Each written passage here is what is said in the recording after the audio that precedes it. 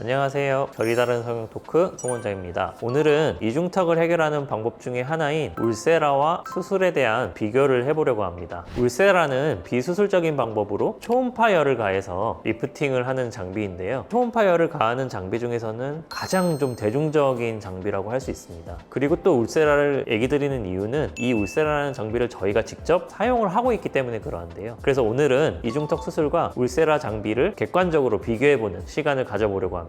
첫 번째는 통증입니다. 울세라 장비는 열을 가하는 장비인 만큼 통증이 있죠. 경우에 따라서는 수면 마취를 하기도 합니다. 그러면 수술은 어떠하느냐 하면 루틴하게 수면 마취를 해드리고 있습니다. 즉 수술 자체에서 느낄 수 있는 통증은 거의 없다고 보셔도 무방할 것 같고요. 굉장히 좀 수월하게 수술 후 일상생활을 하신다. 그래서 통증적인 측면에서는 울세라나 수술이나 큰 차이가 없다. 저는 이렇게 이야기를 드리고 싶습니다. 두 번째는 가격인데요. 울세라라는 것은 정품 팁을 사용한다는 가정하에서는 당연히 그 팁 원가가 있기 때문에 가격이 좀 나갈 수밖에 없습니다. 저희 병원에서도 정품을 사용하는 만큼 어느 정도 울세라 시술샷 가격이 정해져 있는데요. 중요한 것은 주기적인 관리를 해 주셔야 된다는 점이고요. 결국은 6개월에 한 번, 1년에 한 번 이렇게 계속해서 울세라를 받는 것 자체가 수술비를 넘어서는 가격이 형성된다. 이렇게 생각을 하시면 될 것 같습니다. 수술은 일회성으로 가격이 조금 울세라보다 높을 수는 있지만 사실 주기적인 그런 울세라 시술을 받는 것보다는 오히려 수술이 가격이 더 싸다. 저는 이러한 점을 좀 결론을 내드리고 싶습니다.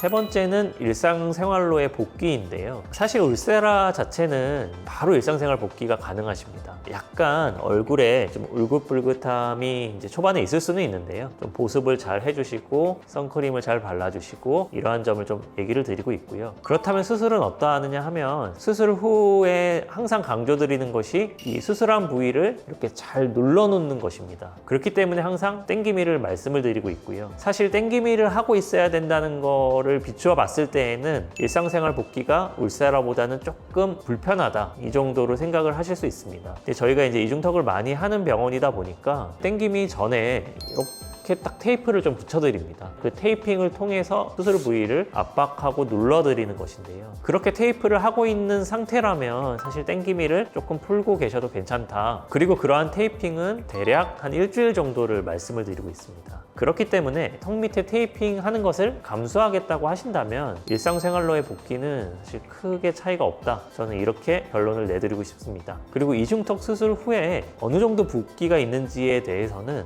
예전에 저희가 영상을 한번 찍어서 올려두었기 때문에 그 영상을 한번 참고해 주셔도 좋을 것 같습니다. 네 번째는 효과적인 측면을 한번 비교를 해보고 싶은데요. 사실 이 효과 때문에 이 영상을 기획을 했다고 해도 될 것 같습니다. 사실 저는 울세라 시술도 하고 있는 입장이지만 울세라 시술과 직접 이중턱 수술을 받는 것 자체는 비교할 수 없을 정도로 사실 수술이 훨씬 효과가 좋다. 이렇게 결론을 내드리고 싶고요. 울세라라는 장비는 이전 영상에서도 말씀을 드렸지만 초음파 열을 가해서 안면부 내부에 있는 그 근막층에 열을 가하게 되고요. 열을 가함을 통해서 살짝 이 얼굴선이 정리되고 또 환자분들 표현에 의하면은 얼굴이 작아지는 효과 이런 정도를 조금 욕심을 내시고 하실 수 있는 그런 시술입니다. 하지만 이 이중턱 수술 같은 경우는 이제 저희 병원에 한해서 그러한 것인데요. 직접 이 안을 들여다보면서 그 내부 구조를 제거하기도 하고 재배치하기도 하면서 이 턱선을 완전히 깔끔하게 변화시켜 드리는 것이기 때문에 그래서 효과적인 측면에서는 말도 안 되게 수술이 훨씬 더 뛰어나다. 저는 이렇게 결론을 내드리고 싶습니다. 그렇다면 수술이 울세라보다 안 좋은 점은 없냐 이렇게 만약에 물어보신다면